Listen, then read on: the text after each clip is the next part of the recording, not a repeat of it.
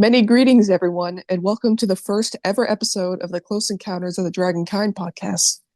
This podcast was created to start discussions about Draconity and the Dragonkind experience. I am your main host, Lunat. I'm a lyco-draconic werewolf with a deep spiritual connection to a divine, celestial draconian being by the same name. Upon this earth, I am indigenous Mesoamerican, two-spirit, and an avid photographer and artist. I've been hanging around the otherkind and Therian communities for a little over a decade now, creating community events, resources, and spaces. If other staff members want to introduce themselves, feel free to. So, hello there. I am Nimbus. I'm 19, and my pronouns are he, him, and its. I'm a spiritual dragonkin with a past life as a Western mountain dragon, along with many other alterhuman identities. I've been awakened for about 8 years and active in the community for around 6, but this is my first time doing anything big like this. Never done a podcast or any events or anything, but yeah. I'm from Texas and enjoy cosplay, writing, and marine biology, and I'm also a big fan of horror media. So, yeah, that's me. All right then. Howdy y'all. I'm Alkura Wintermist, a psychologically identifying Arctic feathered dragon of the Western archetype. Where I come in regarding Draconity and ultra-humanity as a concept is, you probably guessed it, the psychology behind identifying, and more recently, community dynamics. I've been awoken for, I'd say, roughly 10 years, if not past or approaching at this point.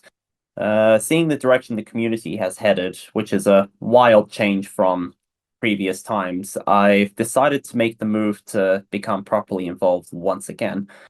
In my day-to-day life, I am a 20-something standard issue computer nerd with an ironic enjoyment of all things outdoors. There's not a whole lot more to say about myself. Thank you all for introducing yourselves. The topic of this podcast will be discussing and regarding the different kinds of Draconity that are recognized by labels and terminology in the Dragonkind community, how they can be categorized, and how they are generally defined in the community, as well as the nuance behind labels, terms, and categorizing different types of Draconity for the simplicity of categorization and explaining, that kind of thing. So first of all, what I have written down for the different kinds of Draconity at this moment are spiritual Draconity, psychological Draconity, dragon-hearted identity, other linking identity, Draconity experienced by non-dragons and how they are generally defined in the community, and Draconity that does not fit into established labels. Do any other hosts want to comment on that? Continue, please. Okay.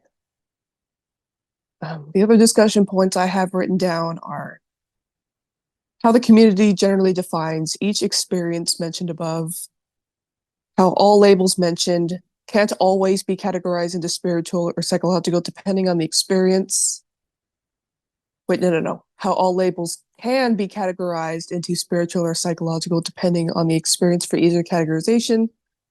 Discussing that some experiences can't be placed under labels sometimes, even broad ones, due to individuals feeling like labels do not encompass their experience. Discussing the nuance regarding labels and why they don't have to be important. Discussing the issue of coining too many terms. And discussing that one does not need to use labels if they do not want to. On to the first point, though, spiritual Draconity, psychological Draconity. Spiritual Draconity and psychological Draconity are generally considered the most common types of Draconity in the community. They're the most recognized labels, and it is easy for most Dragonkind to identify themselves as either spiritual or psychological, depending on their experiences and how they feel the labels fit with them. For my being personally, I identify my Draconity as both spiritual and psychological.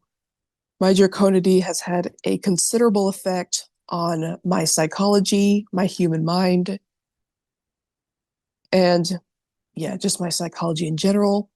Though there are also a lot of spiritual aspects of my Draconity, like living a concurrent life, having a deep spiritual connection to Lunat, my true Draconian self, and just other spiritual aspects of my identity. So I consider myself both. I do not fall under dragon-hearted identity or other linking. I do fall under draconity experienced by non-dragons because my werewolf stereotype at Narok identifies as draconic despite not being a dragon. That's really all I have written down for that part on my script.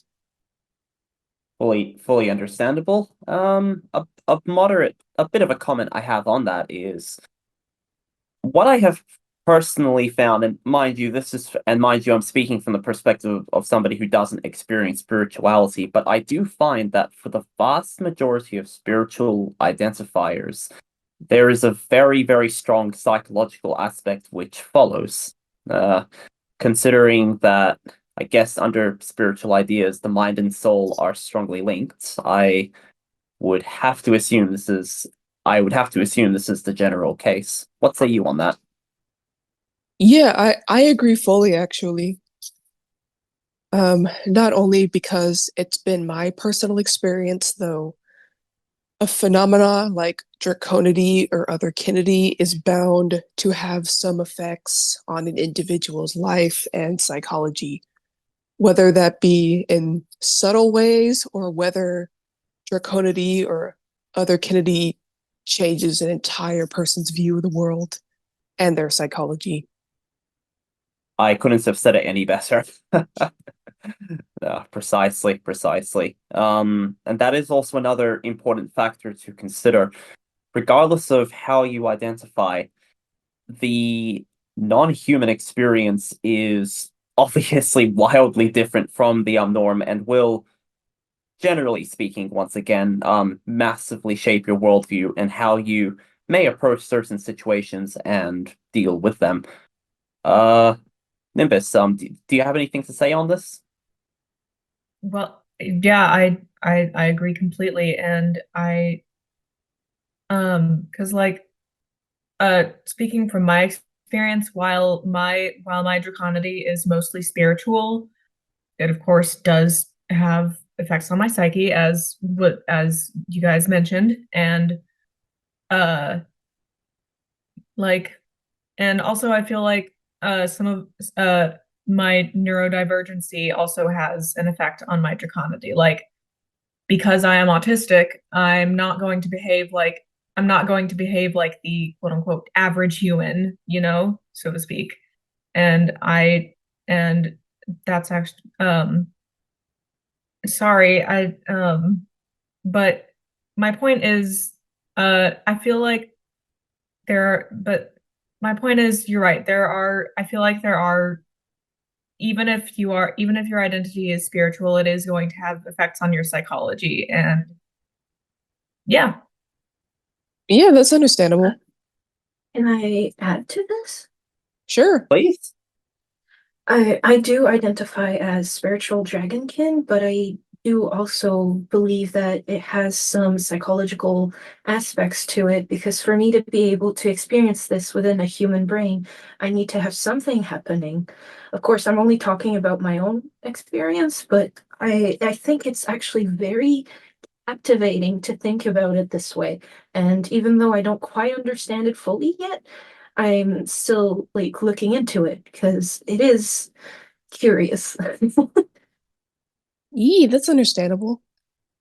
Yeah, if we weren't starting on the panel, we can do like a 20-minute Q&A or whatnot. See, the next thing I have on my list is how the community generally defines each experience mentioned above. I, This is a bit of a contentious one, isn't it? yeah, because on one hand, the community defines things in specific ways, yet there are also Yeah. Is also generally accepted actions. Go ahead. Yeah. Is it okay for me to run into this one with guns firing? Go for it.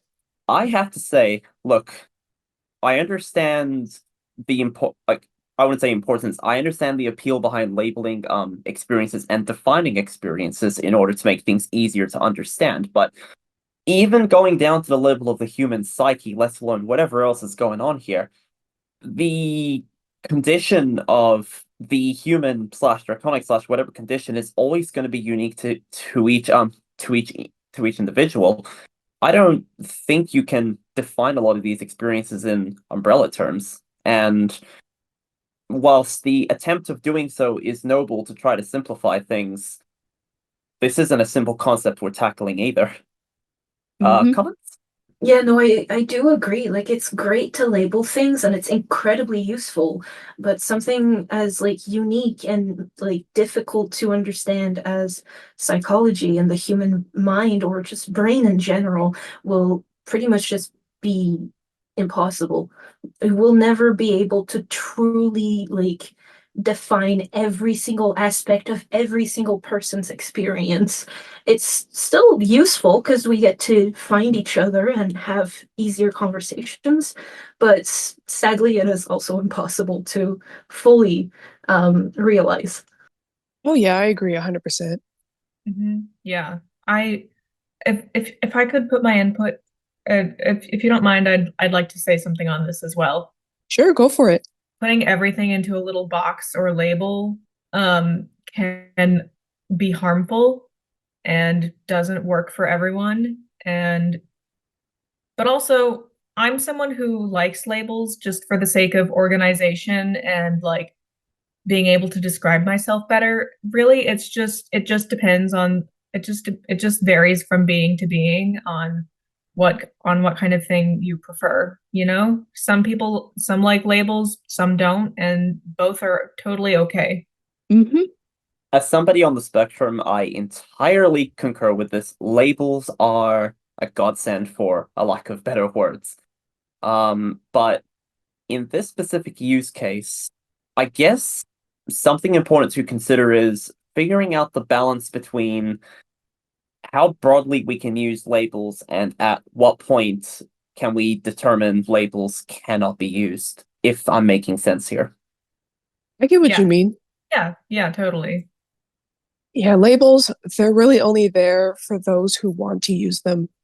And really, like you all said, not every experience can be encompassed under labels. Mhm. Some individuals feel that labels don't fit for them. Like, for certain aspects of my draconity, personally, labels don't always encompass my experience. So I just attempt to explain my experience rather than define my experience under certain labels. Because sometimes it's too complicated. Sometimes it just doesn't fit it on any other label. I'm sure some feel the same way though. And that's my experience with labels. They're useful at times though. They don't encompass every single aspect of my experience. Yes, this is yes. Very well put. I'm very much the same way. I tend to not label a lot of my alter human experiences too detailed. Like, of course, of course, I still do, not, I mean, I say of course as if this is like something everyone does. It's just like, it's natural to me. So that's why I say it like that. I use labels like, you know, otherkin, Therian, etc. But, um, I don't, I don't really tend to like there are I know there are very specific words for specific types of alter humanity, and I just don't really like, other than like psychological and spiritual and like sublabels like Therian, Theriomythic, Paleotherian, etc. I don't really feel comfortable using those, but it's different with my gender identity where I use a lot of xenogenders. And it just like, for me, gender is more of like a performance, while alter humanity is just who I am. And I prefer to keep who I am to be fairly simple, you know? Hmm. Yeah, that's understandable. That's For another sure. thing too. Like, I forgot to mention this experience though. Yeah, other Kennedy and Draconity can absolutely have an effect on gender. It has for my being because my draconic self has no gender whatsoever. So that definitely reflects on my being upon this earth.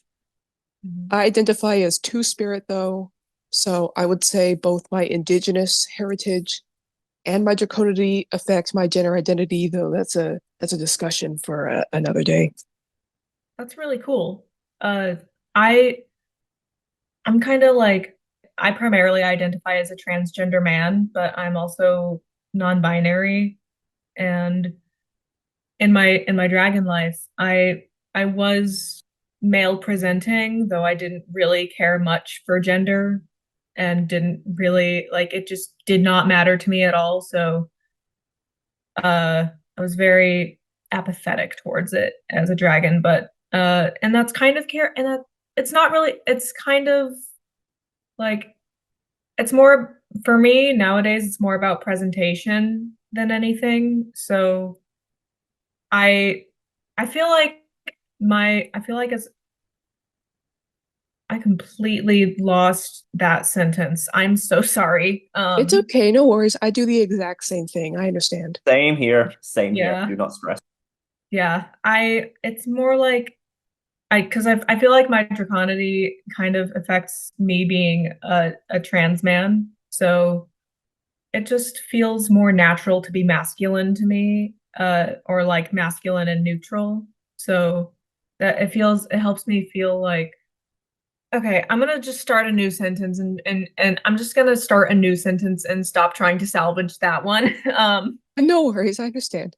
Like Yep. I remember when I first awakened, I still identified as cis because I was very young and didn't really understand gender stuff. But even then I was like, huh, that's weird. I wasn't a girl back then.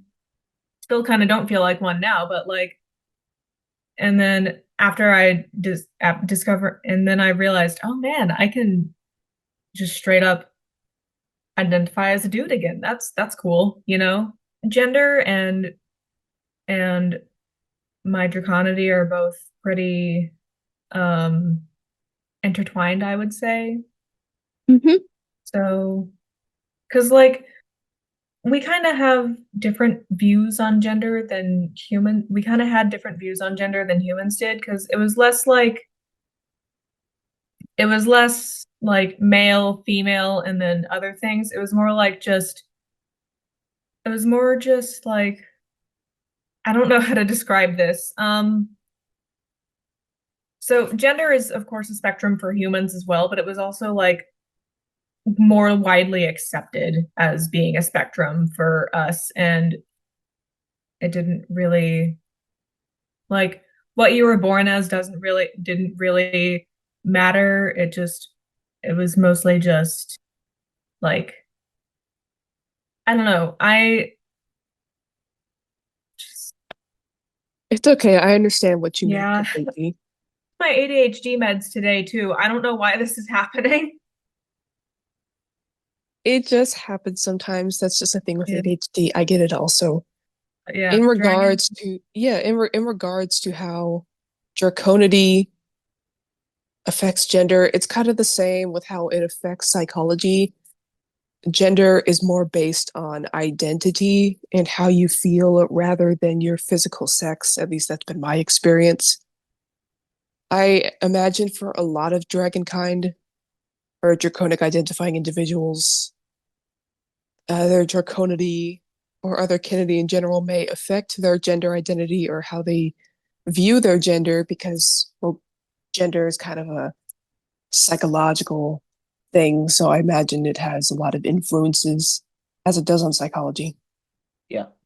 Might I might I might I confirm on your statement? I've met a lot of our kind and I've interacted with a lot of our kind over the past 10 odd years, and you are pretty much dead on there. Um there is definitely a like how do I exactly describe this? Consciously or not, we all want to become closer to what we identify as, because I mean, for lack of better words, and to place the obvious as bluntly as possible, um, we are what we identify as, therefore we will emulate whatever that involves. Be Mhm. that I mean, be that our lifestyles, the way we eat, the way we walk, the way we perceive ourselves, all of that. That's understandable. Mhm. Yeah. Is it on the topic of like of alter humanity and like gender type stuff? Is it okay if I say something a little bit controversial? This is a pretty mature crowd, so yes, go for Okay. it. So something I've noticed, and a lot of people don't like to say it, but as someone who is both transgender and otherkin, I've noticed a lot of similarities between there are a lot of parallels and similarities between being transgender and being otherkin. Like, of course, they're not the same thing, but most people, but I found that if you're otherkin, there's a good chance you're not 100% cisgender either, you know?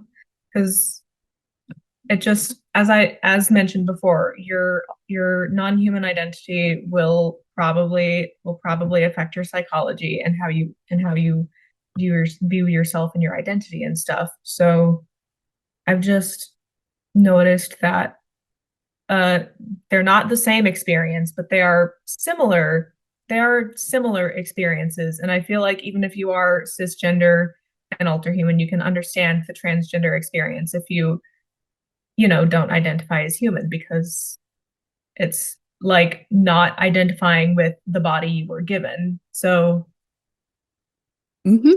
yeah. While I mostly agree with what you've mentioned, I would be a bit cautious about towing the line between gender and species. Oh Yes, yes, of course. they do share a lot of similarities, but there are also some important differences to note. Mhm. Um, it's kind of as we've seen in recent times, the whole idea of identifying as ultra-human has been weaponized against the queer community. Yes. So Uh, uh, as yeah. much of a pain as it is, we do have to make sure to make that distinction. Yes.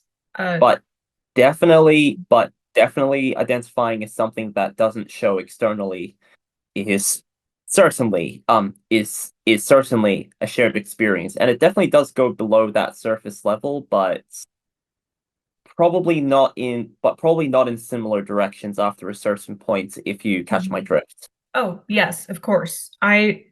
Yeah, I'm not, you put it into words much better than I could. Like, as I was saying, they're very different communities. I was just meaning to say that it's interesting how we share a couple similarities. Oh, And I only oh, brought this sure. up because I am both transgender and otherkin, and my experiences with how I experience my gender and species are um not not the same, but not the same, of course, but kind of similar, because I already mentioned why, but yeah. So, It's but it is really shitty how people will say, "Oh, what if it is?" I have seen people say bullshit like, sorry, am I allowed to swear? Yeah, you can swear, it's fine. Okay, thank you. Sorry. Probably should have asked that earlier. It's okay. Um, but yeah, I have noticed people I I have noticed there being an uptick in people being like, "Oh, if my daughter wants to identify as a boy, then what's stopping my kid from identifying as a cat?" It's just that's like it's it's the just old very little complicated. question. And yeah, it's very complicated, and there's really just no way to win, and it's just it's a lot of Mm, bad stuff. But we're not here to talk. we're yeah, I'm sorry for and bringing the mood down. that's okay. That's okay. I would like to say though, considering there is definitely, as we've just spoken about, there does seem to be a close tie between alter humanity and gender. And coming to think of it, I don't think that link has been discussed quite often. That's something I would love to see get researched more and discussed more. I mean, it's nowhere near a foreign concept, but I really haven't seen any material on it, even though I've tried to look for it, like in previous times. Yeah, it would be really interesting to see this discussed a lot more. In my experience, people feel like they have to be incredibly cautious when talking about the similarities between gender and species, like identities. And it's very understandable because, you know, being otherkin has been used to as a weapon against the queer community, but also sure. just because of past anger from the queer community. And like it's I don't know, it's just saddening because I think there could be some really cool conversations that could go on with this. And I don't see why we should be afraid if everybody is respectful and understands the differences between those two facets of identity. Yeah, I agree. Mm. Which is definitely it. The first stage there will be to establish that respectful ground. There is still work to be done there, but I won't say anything further on that currently. No worries, I understand. I forgot to elaborate on how like spiritual draconity and psychological draconity are generally defined in the community. As Go for it. far as I know, spiritual draconity is defined as draconity or draconic identity that deals with more metaphysical or paranormal concepts like past lives, concurrent lives, dragon souls, anything that's metaphysical, really. And psychological draconity is generally defined as draconity or draconic identity. Yeah, draconity or dragonkind identity that is more based in one's psychology rather than spiritual concepts. I hope I got that right, though that's just generally what I've seen the two concepts described as in the community. For the most part, yes. What I generally like to say is apologies. A little bit of hay fever coming on here. It's okay. It's a it's a real game of Dragon Soul versus Dragon Brain. Um, Yeah, you that's know, understandable. yeah, as somebody who's predominantly interested in the psychology of Draconity, I really should have more to say on this right now. Oh, it's Um, okay. yeah. Does anyone else have anything to say on this? F for the moment, whilst I collect my thoughts. No, I pretty much I just yeah, you two summed it up pretty well, and I the world of spiritual draconity is really interesting because I've after joining this specific circle with you guys and like the Celestial Spire and stuff, I've seen so many different ways that spiritual draconity is experienced that I didn't even know existed, and it's really cool. Oh yeah, absolutely. I enjoy reading the messages and experiences of everyone in the server. Yeah, I love learning about other people's experiences and how that sort of thing affects them. So Hmm.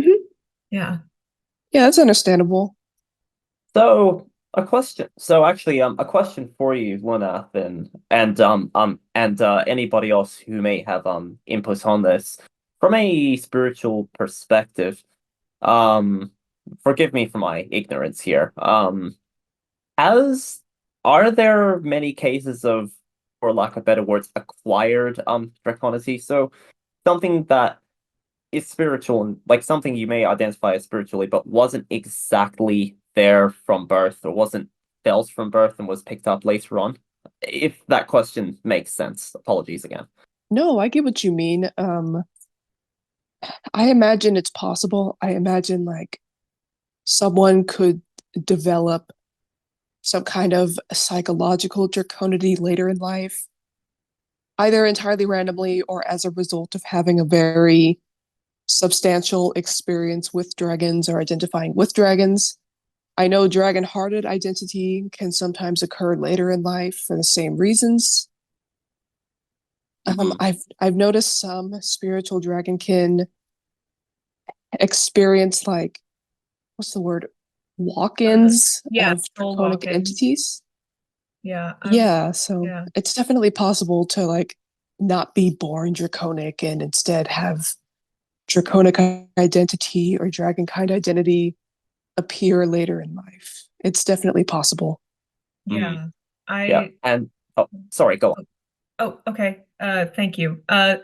Yeah, while my draconity has been something I've experienced for my whole life, I've certainly seen a lot of people who have gained it later in life, such as like the best example, I think one of I think a good example of like something I've seen is like plural systems who like introject or split off or however else they gain draconic headmates. Like, you know, that's like something that, and that's something that may affect just that specific alter or headmate, or maybe the whole system. And I should probably mention that I'm mentioning this because I am part of a system and have a draconic headmate myself, and I am also one of the draconic headmates. So, um, that's something I've noticed. I mean, I always like hearing about cases of acquired draconity or acquired identity because from a psychological perspective, a lot of the workings, like a lot of my theories, and I say theories explicitly in a manner of I am not a qualified psychologist slash psychiatrist in any way, shape, or form. But to continue on that, I like hearing about acquired cases a lot because most of my, I guess, ideas and assumptions from a psychological perspective, pertain to things existing from birth, i.e., the wiring of the brain itself being biased in order to induce certain, to basically induce this sensation of altered humanity. Yes, yeah, mhm, that makes a lot of sense. Yeah.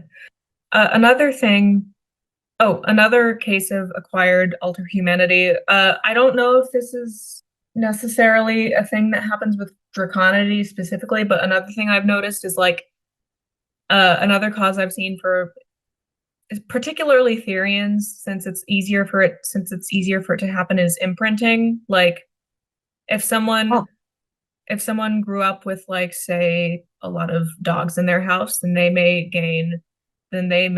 have an alter human identity as a dog they because that's what they grew up with. I don't know how that would work yep, with Draconity it since would. Um, so Nivis, thank you for bringing this up. This is actually like one of the only sort of acquisition style situations that I have a keen interest in.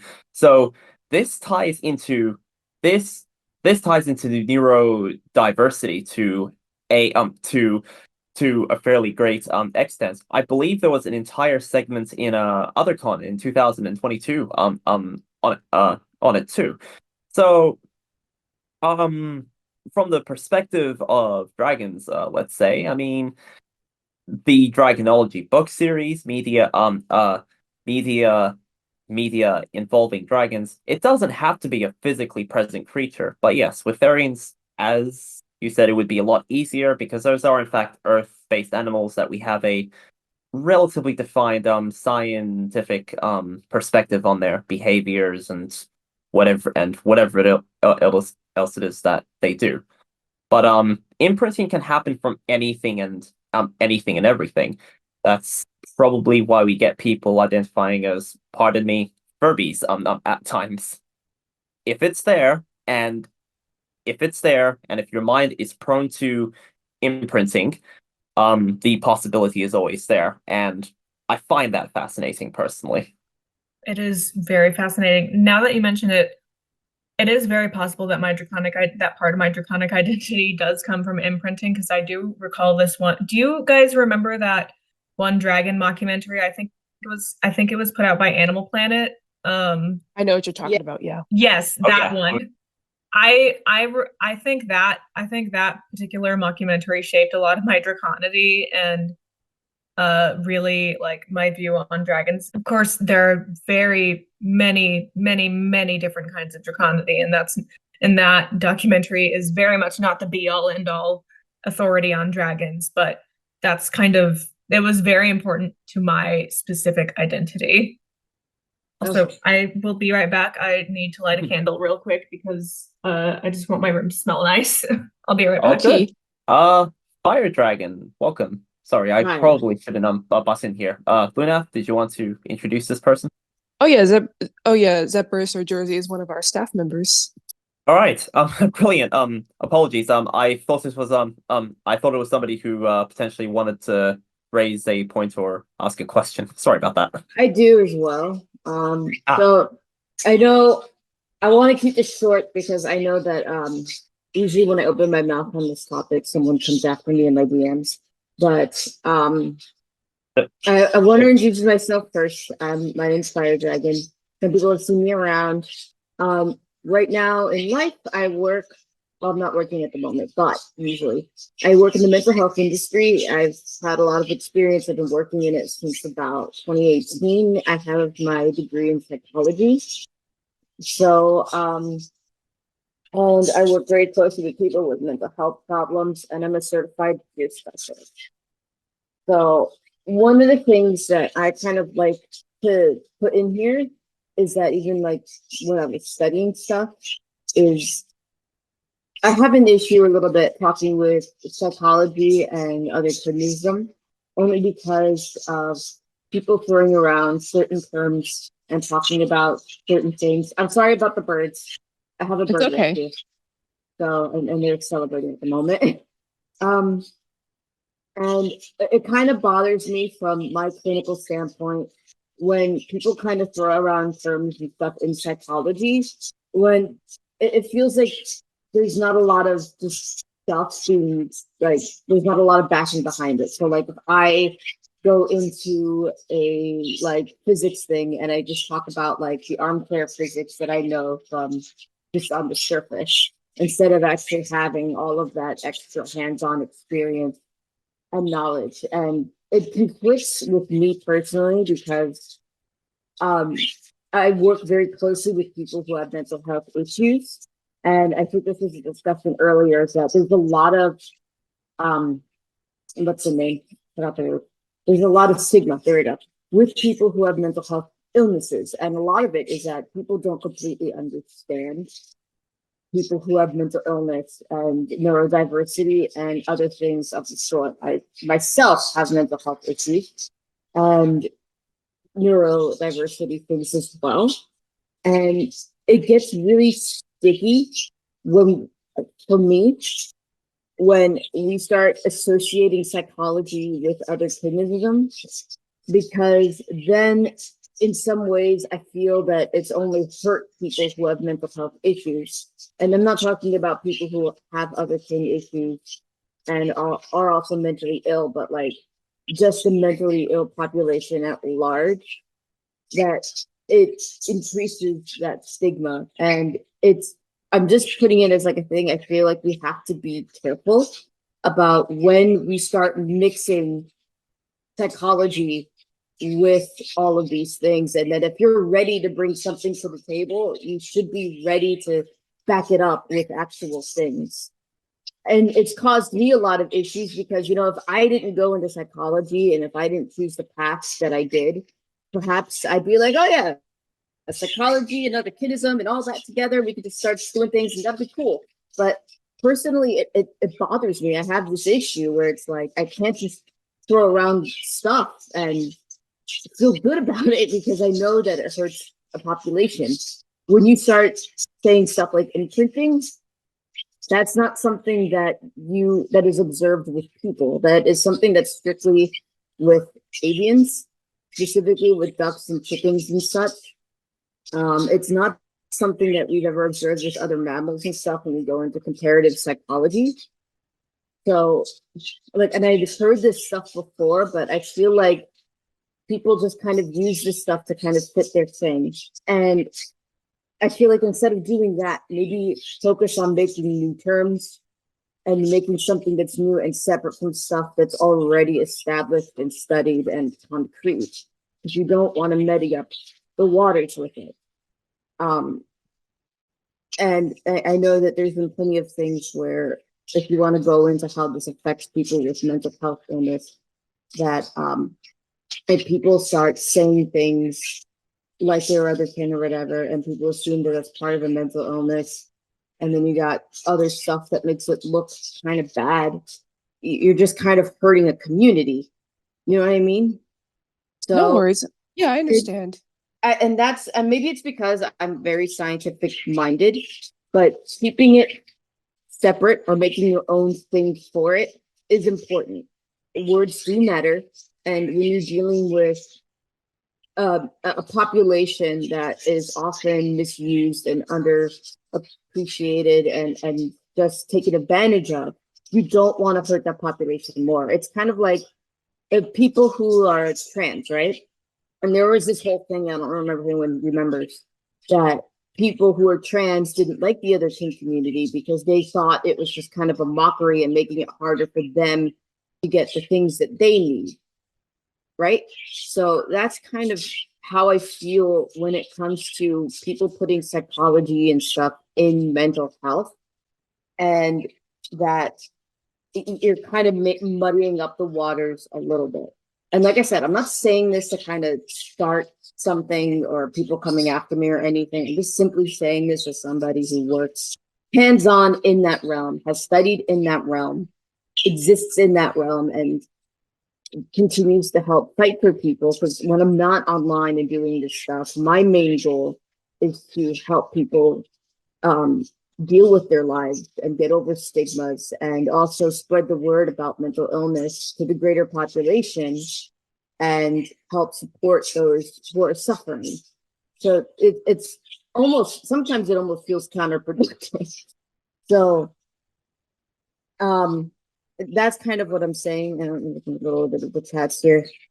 Yeah, no worries. I understand what you mean. There's definitely a lot of nuance to the subject, and I have severe mental illness, so I can understand where you're coming from.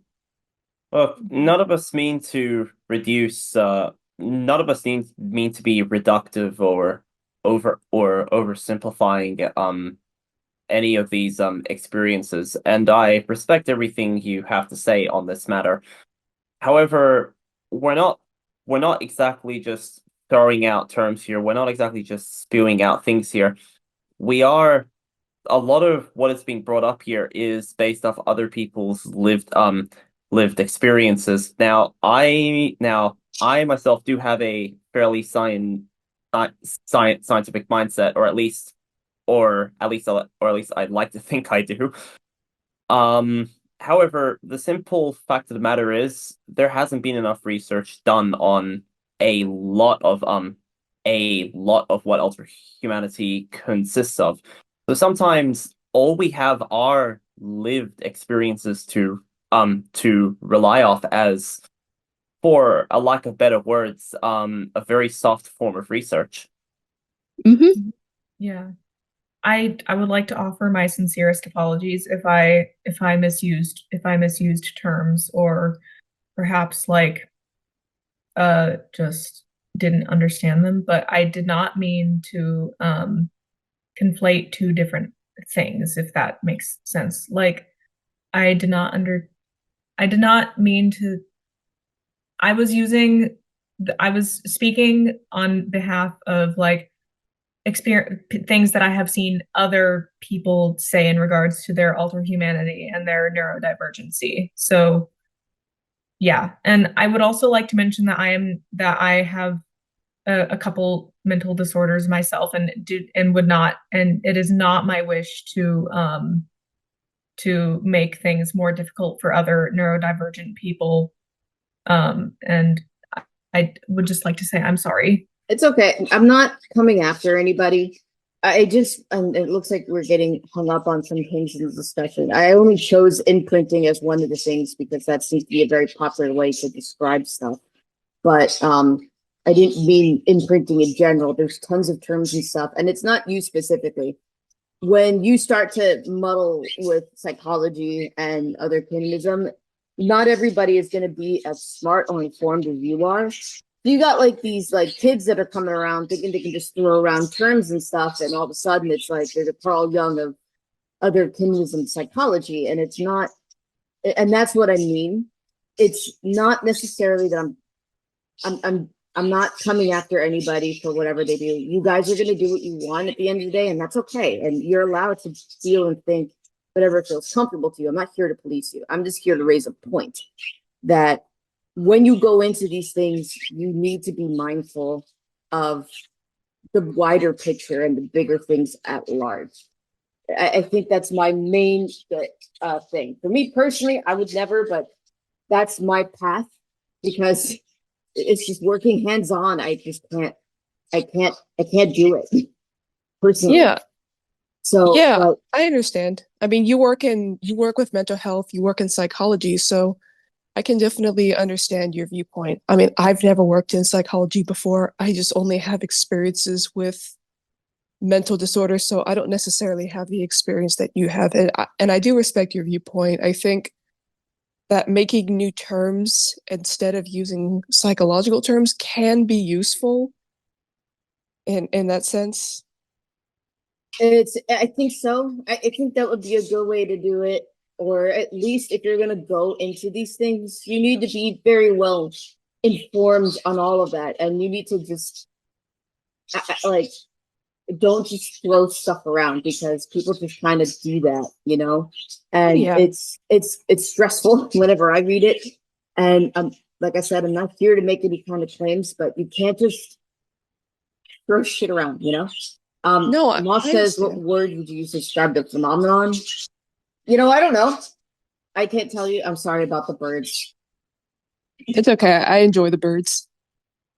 Maybe you could just go with mental kin or whoever. I don't really know for that. If for me, like when I was dealing with my draconity and dealing with that because of how scientific I am, it was difficult to accept because I'm a very scientific mind. I mean, I don't want to do a lot of hocus pocus, but in the end, for me, it was like the most rational thing to accept was the most irrational thing.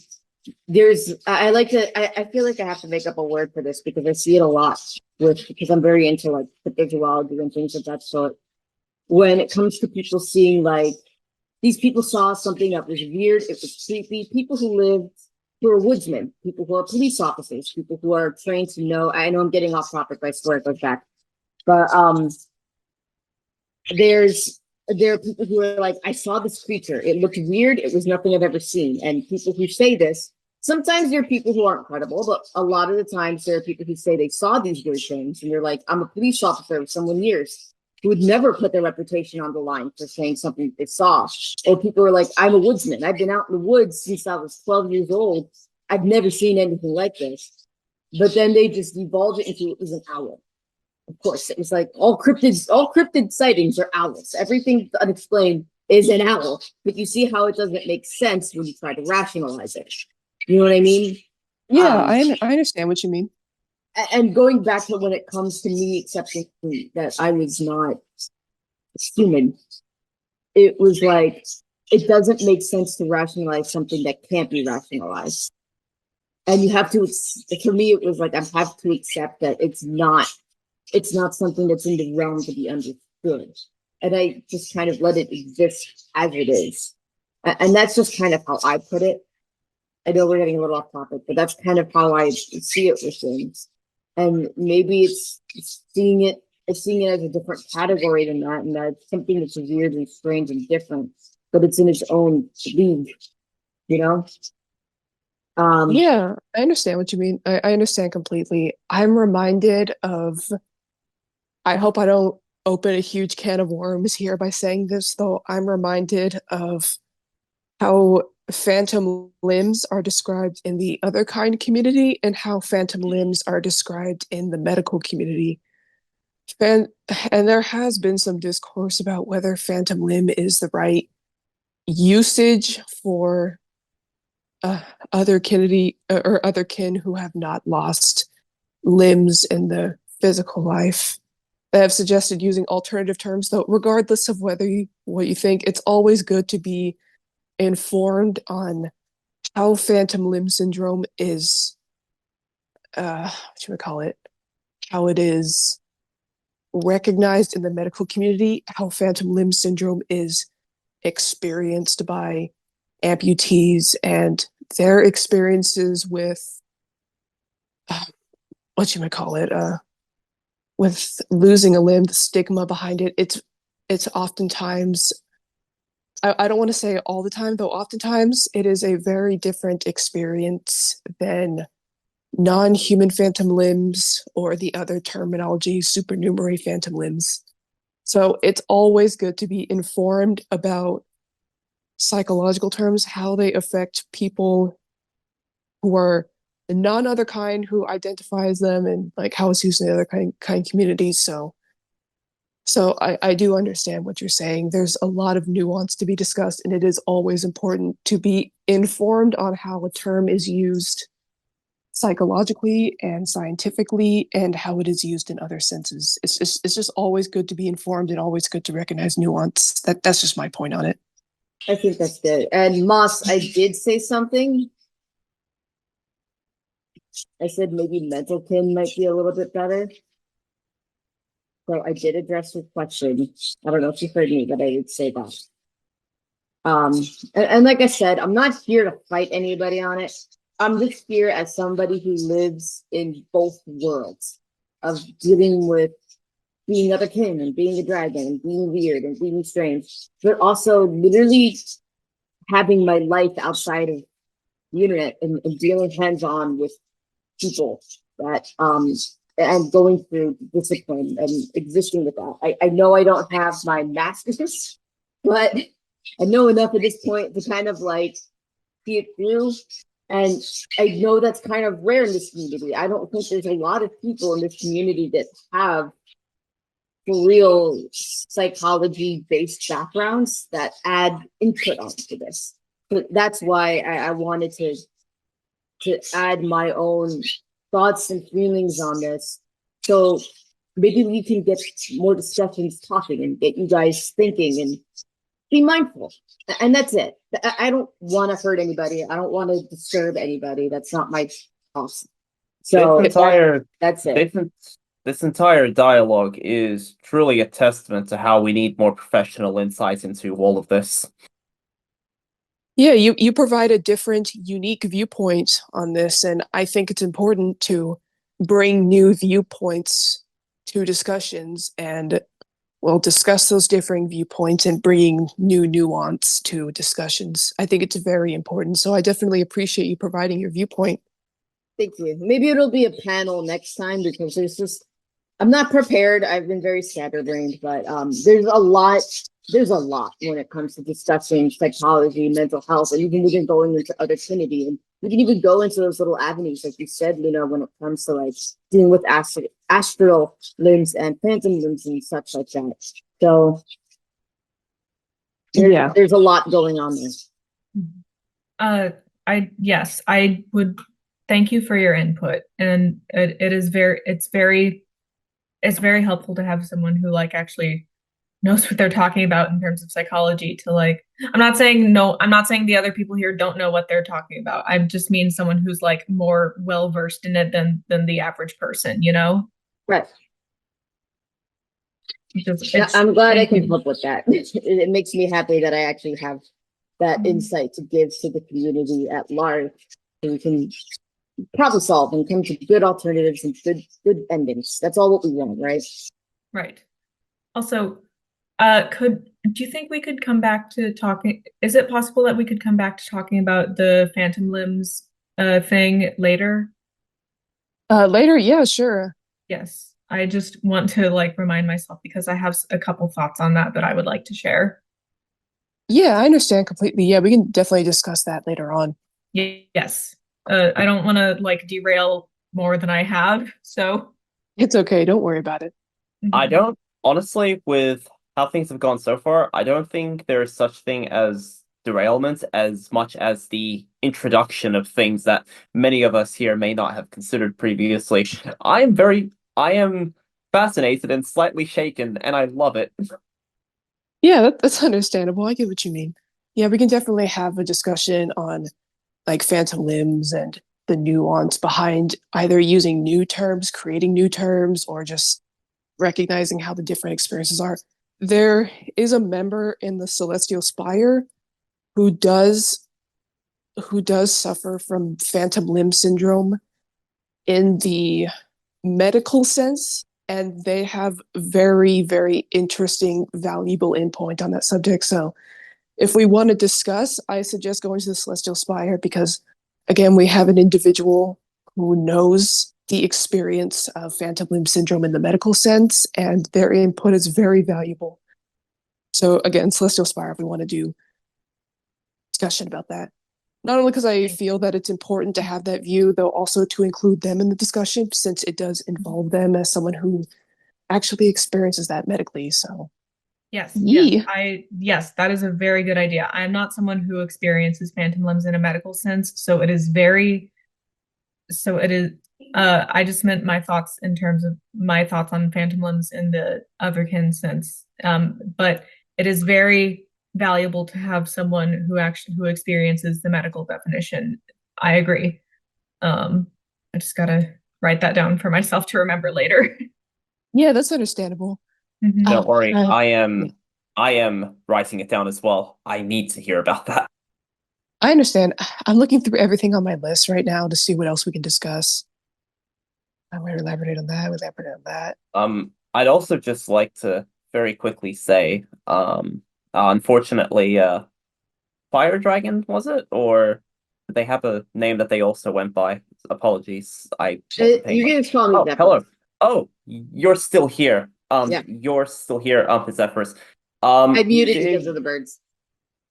No, I think no, I think it's because the panel is on a separate monitor to my notes and the chat. So anyway, um I don't think we'll get time to discuss this today, as additionally you know mentioning that you weren't quite prepared, but at a future point, if you are prepared, I would love to have you back to basically discuss your thoughts on.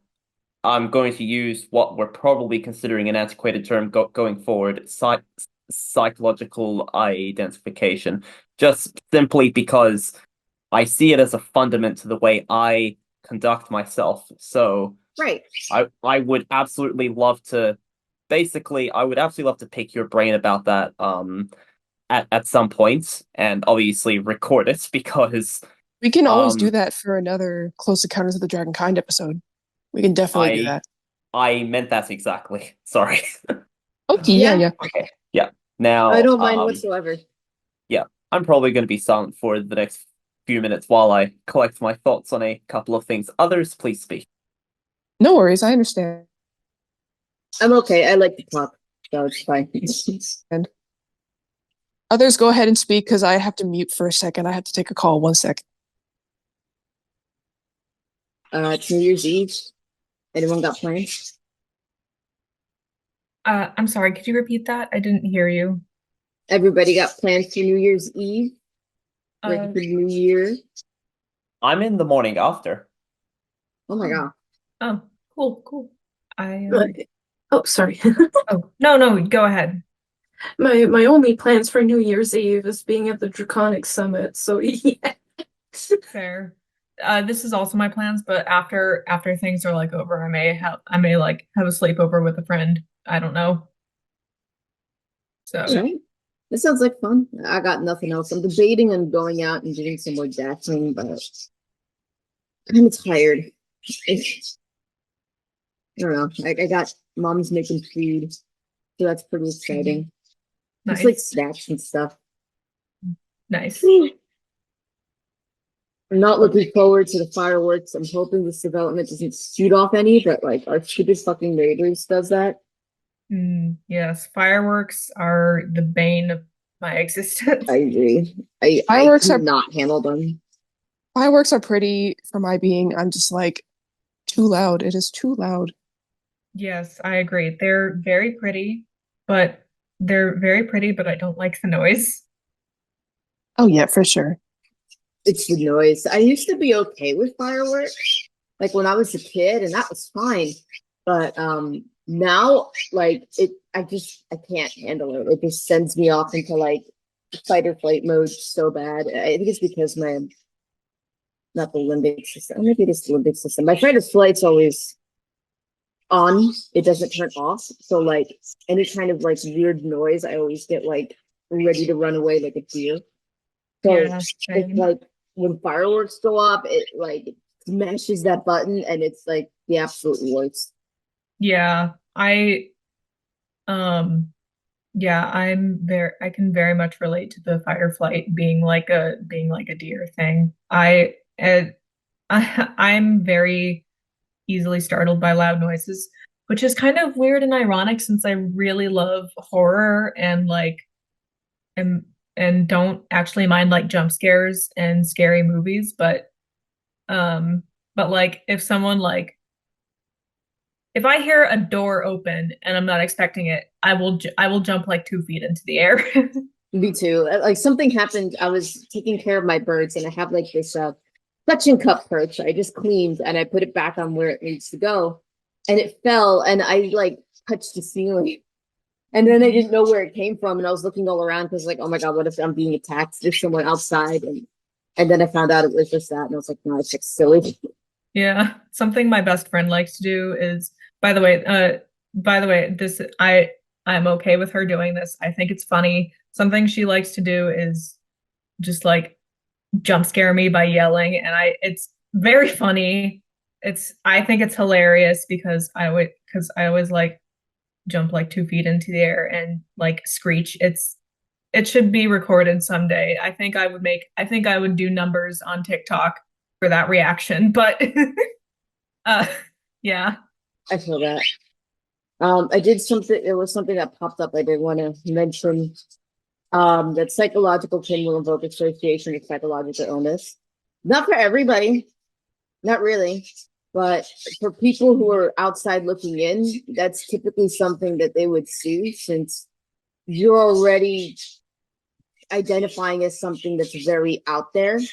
But when it comes to adding that extra like little bit to it to the onlooker, that looks like something that would be like a mental health thing. I know me and you know better, but as a whole, you know, if someone outside is looking in and you're trying to like say to your grandmother, some dude down the street, trying to educate the population, it doesn't look very good. And I get that that's not what it is because that happens even with psychology. If I'm talking about like social psychology or comparative or another discipline, the first thing that most people associate psychology with is mental illness, which again is wrong there as well because there's many different avenues. But unfortunately, because of stigma and how mental health and things have been historically in the world, that's just kind of how it is. I'm not saying that that's what it is, but that's kind of like that association, and it kind of sucks. It really does. Yeah, but once again, this is a very, especially honestly for the past 10 years, especially since we as a community moved from forums to conventional social media, this is a question I've seen come up more times than not. Because people have wanted to coin new terms to better describe large umbrella situations. Sorry, I've lost my words to a certain extent, so I'll try to keep this one short. It's okay, I understand. It's not a this is gonna sound incredibly selfish, and I don't necessarily agree with what I'm saying here, but I can't think of any other way to put it right now.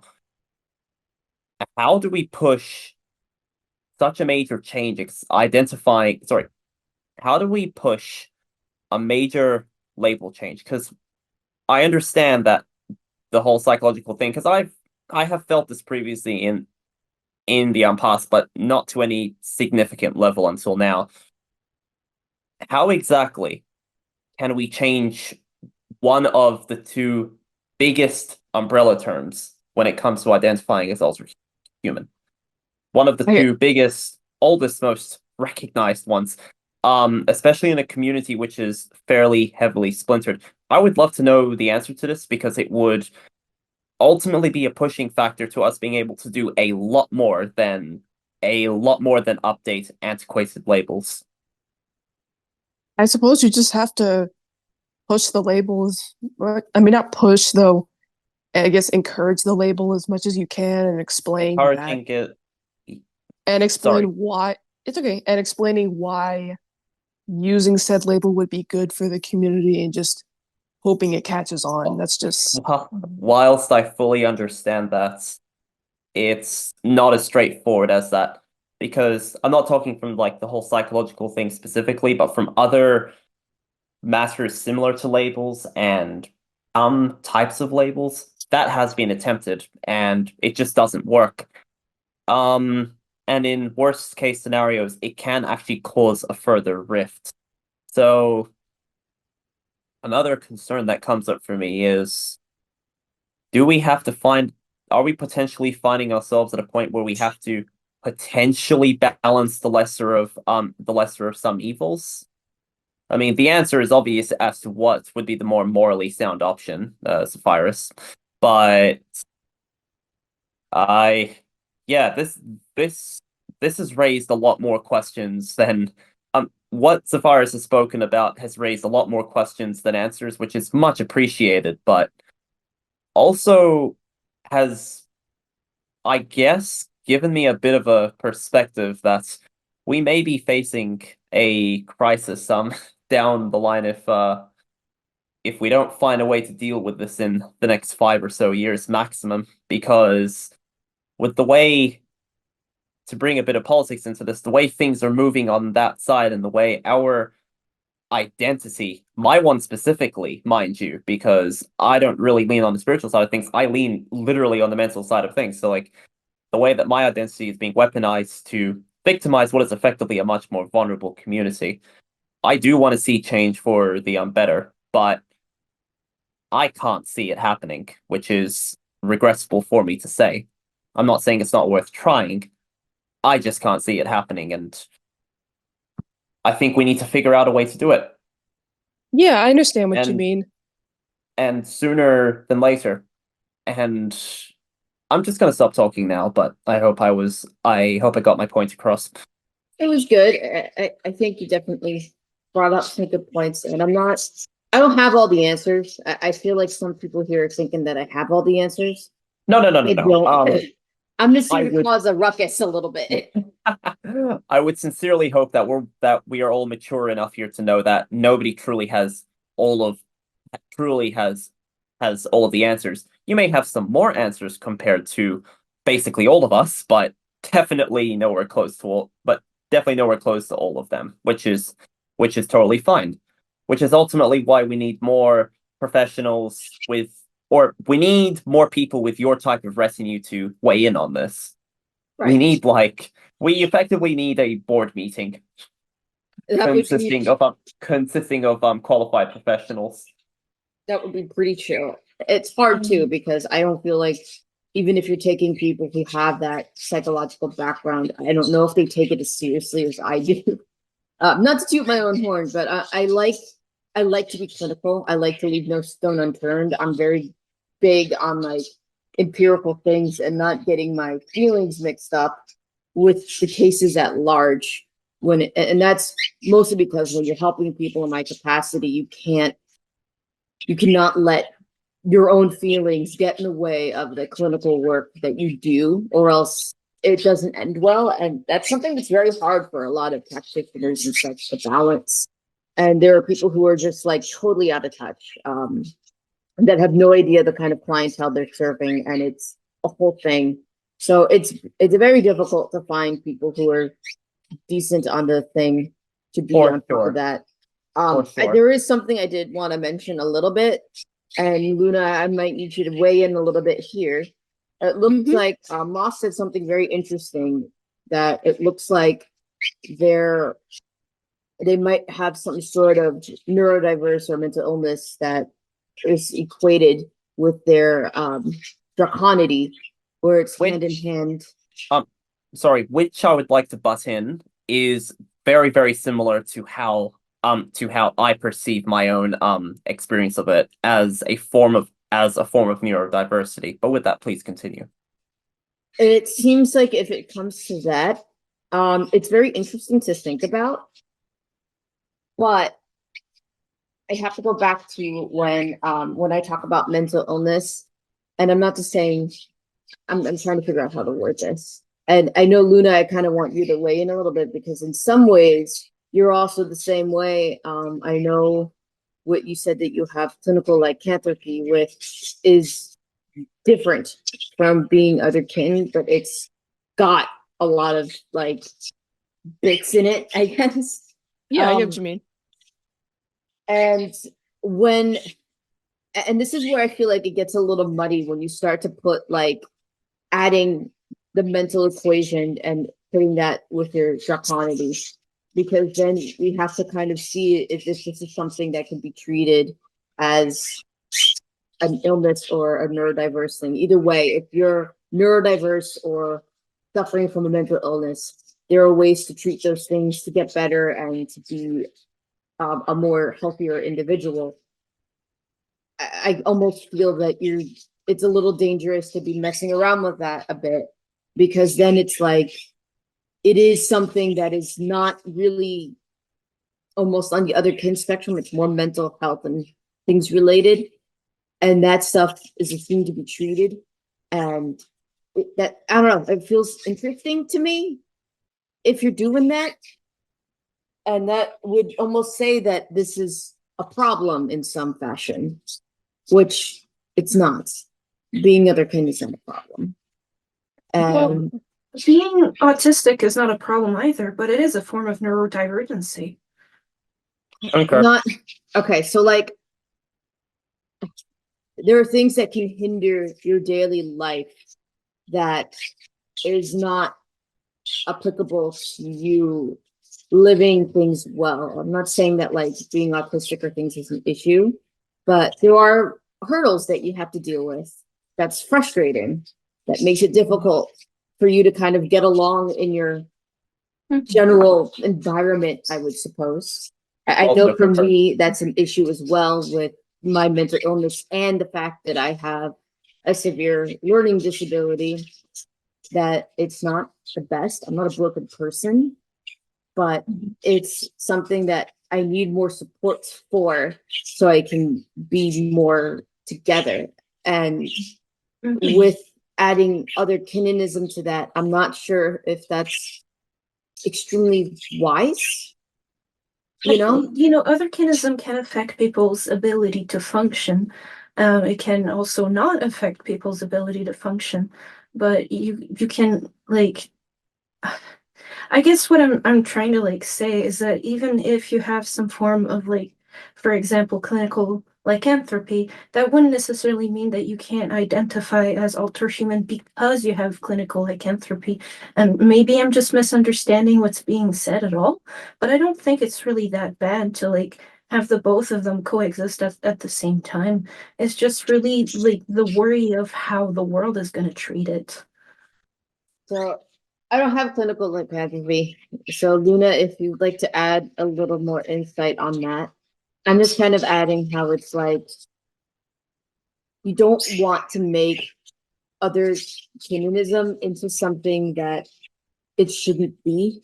You don't want to have those labels with it, I feel, because that just makes it seem that it's more of like an issue than what it is.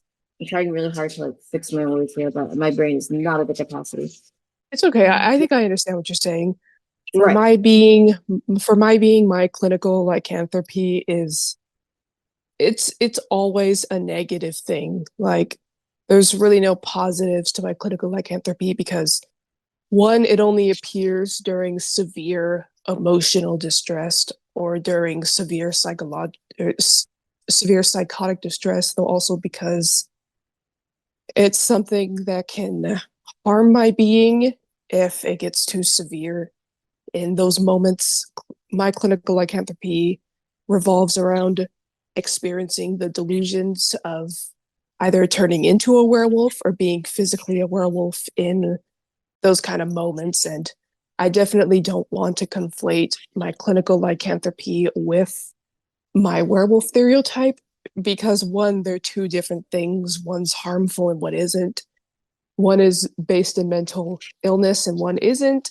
And two, it's just there's different things, and clinical lycanthropy is not a pleasant experience for my being, and I definitely don't want to conflate it with my werewolf identity because it's just not a pleasant thing, and it's not the same thing. That's kind of it. I also think about like if you're trying to describe it to a population at large and also trying to get other people to understand what we're here and what we're about. You don't want this to become something that's relating to the stuff that I deal with, you know? You don't want to have that stigma with this. And Yeah. I feel like when you start doing that stuff, you're gonna have that stigma with this. And I'm telling you, you do not want that. Yeah, I can definitely understand that. I don't think anyone wants to have their identity be associated with the negative aspects of either neurodivergency or mental disorders. Like, no one wants to, I, I would say, connect the negative sides of like neurodivergency or mental illness with otherkinity, if I'm understanding correctly, or if I'm saying something, if I'm making any sense at all. That's about right. And then when you do, my other worry is that, you know, you're gonna go to a professional, not just me, but like a literal professional. And if you mention these things, they're gonna treat you like it's an issue. Oh, And yeah. Yeah, and like they're not gonna have that understanding I do.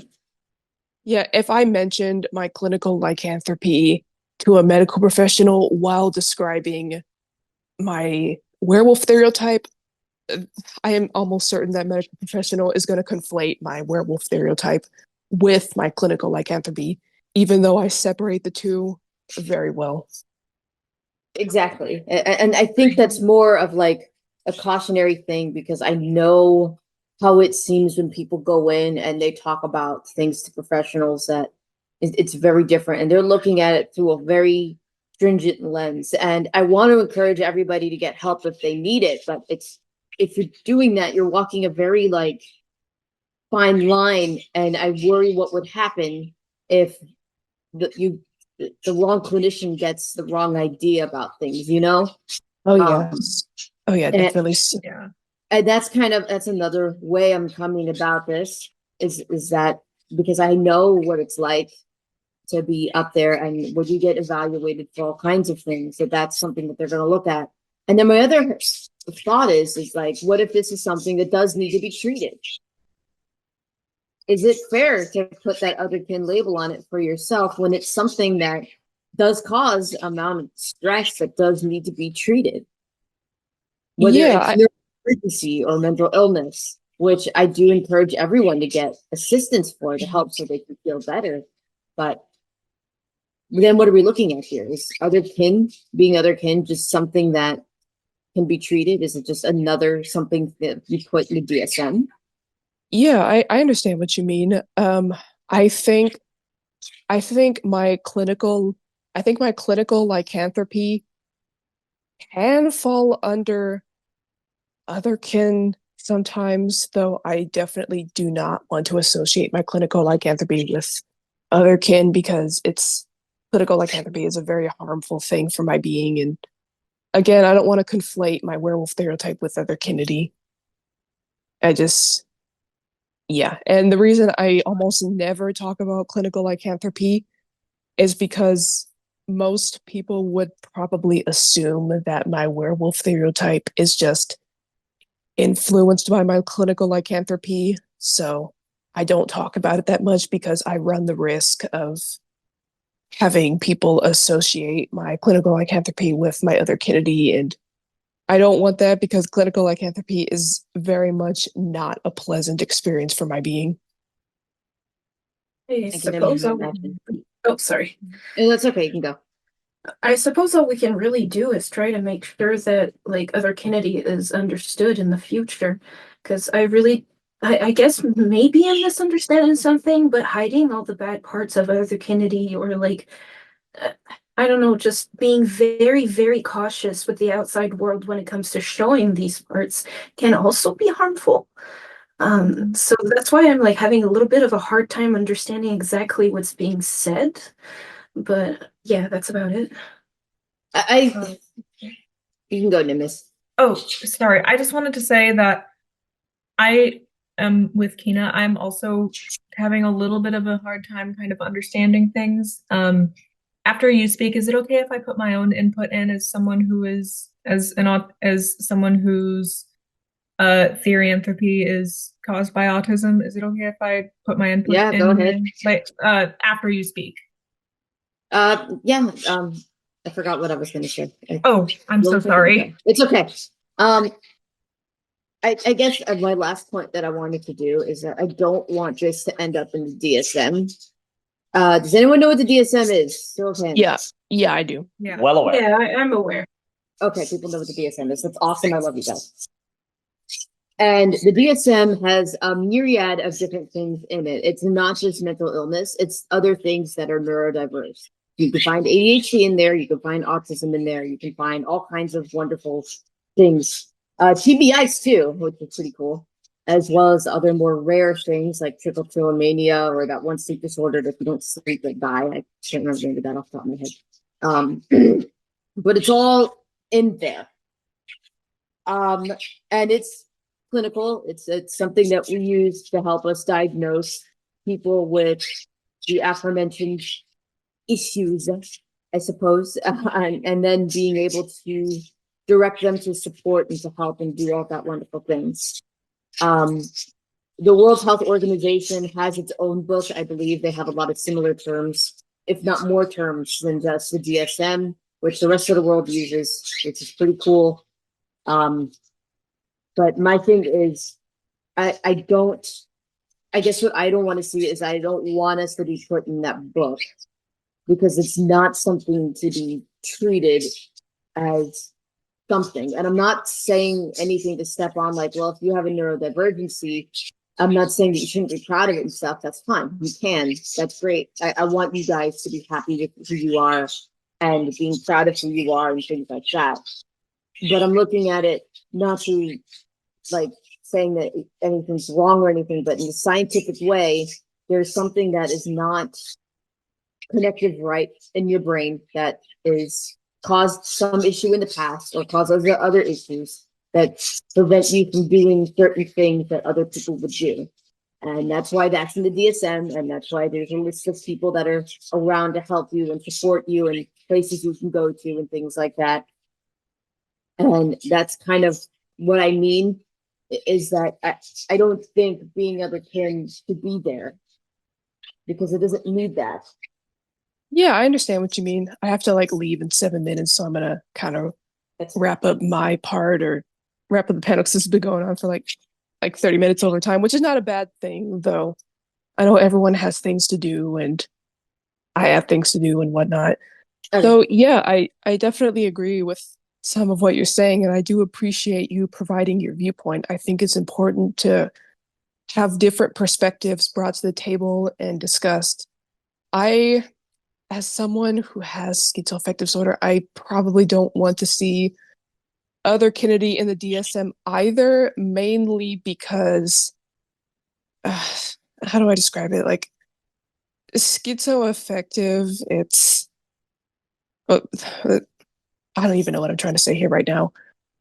Um, yeah, I also hate. I also don't really like psychiatry as an institution. Like, I don't even know what I'm saying at this point. I'm so sorry, though. It's okay. Take your time.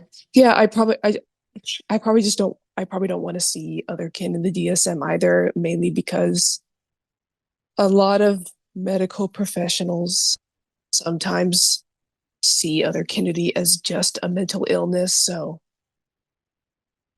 and if otherkinity was in the DSM, people would maybe start to get the idea that,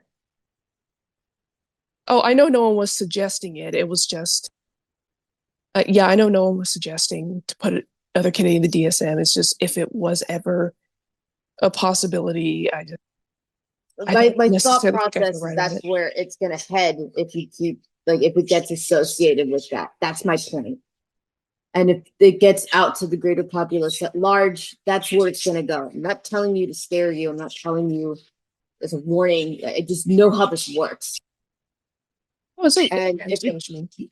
that's it. I'm not here to do stuff. I'm just giving you informed information about what's going to go where and how it is perceived. And like Yeah. a part of it is also getting people to not stigmatize other kin. I would love to tell everyone under the sun what I am, but I know how they're going to look at me, and I don't want to be seen as like, oh, that's just another mentally ill thing, you know? Anyway, go Yeah, I on, Luna. understand. I stepped in a little bit. Oh, it's okay. Don't worry. Mm. Yeah, I get what you mean. I mean, I've described otherkin to some people IRL, and they did not take it well. So I think a lot of us have had those experiences. For everyone in the chat who's currently saying we should quote unquote fight the stigma and whatever else, everything else be damned. Now, I'm not too I have a few medical professionals in my family. I've read a bit about the DSM in general, which is also a guideline we somewhat follow here in Australia, if not fairly extensively. I'm not too certain about that, but Oh, cool. what you fail to understand is, some of you, with all due respect, what happens after something enters into the DSM is completely up to the mercy of whoever is setting that precedence.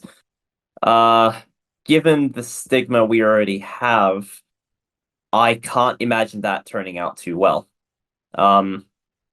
Like many other things, I mean, medical research isn't always accurate. A lot of mental disorders have been conflated with other already present conditions, which has caused possibly decades of misdiagnoses. Would I be correct in saying that's a virus? I'm sorry, repeat that. I was looking at my trail. I beg your pardon. well, I got distracted. Say that again. Wait. Um, I can't even remember. What I just said. All right. So, where No, did you stop hearing me? don't- Or I understand what you said. You said um that anyone who enters otherkin at the DSM is it's kind of at the mercy of otherkin as a definition in the DSM is kind of at the mercy of whoever enters it into the DSM. that and It was also after that. yeah, and that and also however it's decided to be handled is also up to the mercy of whoever is creating that it's at the mercy of whoever is creating that diagnosis. And there have been a lot of recorded instances where basically symptoms have been conflated with other symptoms, and there's been a routine misdiagnosis that has perhaps gone undetected for 30 or 40 years because that was just what was accepted. Would I be correct in saying that's a virus? Yeah, that's possible as well. You Yeah. don't want But muddle for that, you know. yeah, my ultimate point is, um, I like the whole gallant thing of pushing ahead regardless is not a wise approach to take. the clinical world doesn't really care for that kind of shit to a great extent, is better not to chance it. Rather it is probably more appropriate that we find ways to fix our current way of operating. Yeah, I understand what you mean. I do have to kind of uh, as much as I'm enjoying the conversation, I do have to step out. So would it be okay if I ended the panel here? Yeah, I think we're okay. I gotta go too. I gotta finish more bird stuff. Yeah. But I just want to end again. I'm not. I'm just the canary in the cave mine right now.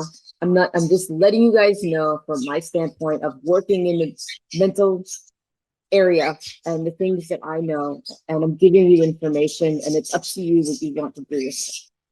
Yeah, I understand completely. I appreciate you providing your viewpoint. I understand that topics like this are kind of a hot button issue that can easily get heated or anxiety inducing. So I definitely appreciate everyone being civil and providing disagreements and agreements in the most respectful way possible. It's part of what I love about this community is that everyone is very mature with disagreements, new viewpoints, and the discussion of hot button topics in a respectful way. So thank you all for doing that. It is greatly appreciated, and I hope we can continue to have these kind of conversations in the future.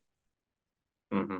And I definitely have respect for a lot of what you've said here today, Zephyrus, and God, I had something else I wanted to comment, but it's totally gone, and I'm not going to drag on the panel by trying to recall it. So just okay. oh yes, yeah, that is actually, sorry, like as soon as I said that. I think like this is a very idealistic vision, but this whole concept of, I'm just gonna say, quote unquote, psychological identification probably should be a matter that a panel of unbiased professionals should look into, which I'm not saying it may even be possible because because research is prohibitively expensive and difficult to justify, but if that's an end goal that we can get to as a community, to get some kind of solid research, because the only other qualified person in the mental health field that I heard speaking about this was somebody who also identified and probably said a lot of things that weren't correct due to quite a severe bias. You obviously have your own biases respectfully, but you still you seem to be approaching this from a much more rational standpoint, which is always needed and appreciated. No problem. I do have my own biases and thoughts and feelings on that, but I'm trying really hard to separate that from just advising the community at large about what goes on behind all these doors and giving you a standpoint from someone who works in there and giving you guys all that information. And that's what's important at the end of the day. Precisely. And yeah, even though you do have your biases, it is, I'm not going to say this is a bad thing because it's certainly not, but it's very telling that you are one of the least biased voices I have heard on this topic. Now, it's very, very good that you chose to step up and speak. That's appreciated, but my point is it may be a little bit damning if we have to consider yourself the least biased voice here. Again, your knowledge is much appreciated. It's definitely good, but we need to find neutral people who are willing to read about this and speak about this. Otherwise, we may end up finding ourselves going in circles about this. That is the question.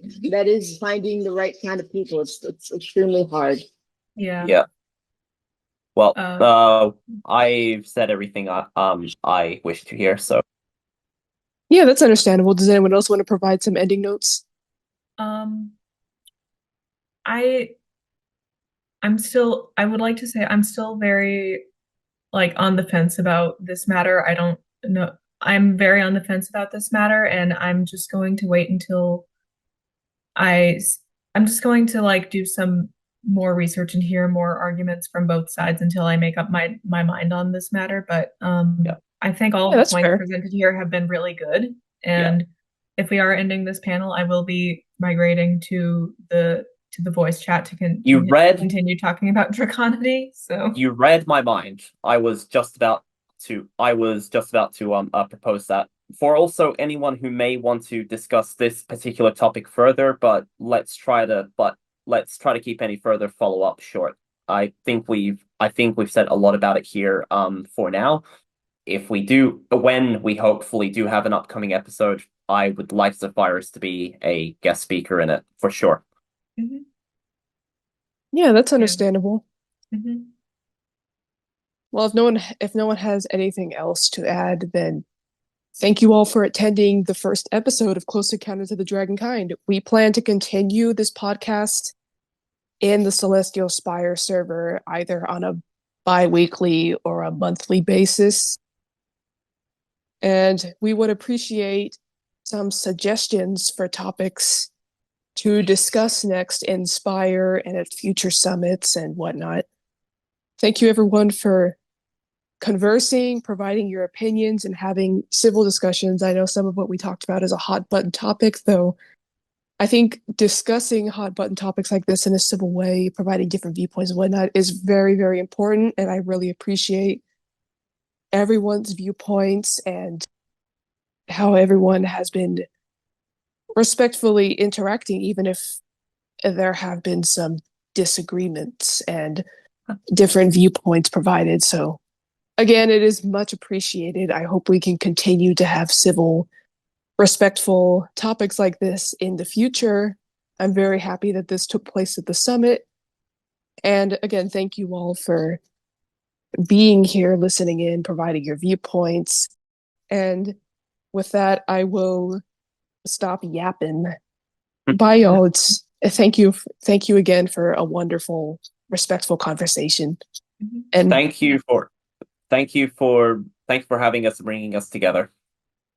yee. Yes, I would like to say normally when talking about controversial things or like debating stuff or like any sort of like any sort of conflict usually like stresses me out really bad to the point where I can't function, but this has like been very chill and I have not been stressed out by this conversation, and I'm very surprised that and I'm glad that we were able to keep things like respectful and stuff. Oh yeah, for sure. It's what I greatly appreciate about this community. Well, part of it. I appreciate a lot of things about this community, the Spire community, the Summit community, though. Yep, it's one of the things I really appreciate about this community because I've never been able to find it anywhere else. So thank you all for being such awesome beings. It is much appreciated. All right. See ya. Goodbye. Bye, y'all. Bye. Blim.